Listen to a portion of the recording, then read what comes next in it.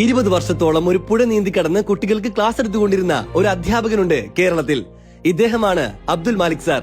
മലപ്പുറം ജില്ലയിലെ പടിഞ്ഞാറ്റുമുറിയിലെ government school അധ്യാപകനായ Malik sir 20 വർഷത്തോളം പുഴ നീന്തി കടന്നാണ് സ്കൂളിലെത്തി കുട്ടികൾക്ക് ക്ലാസ് എടുത്തുകൊണ്ടിരുന്നത്.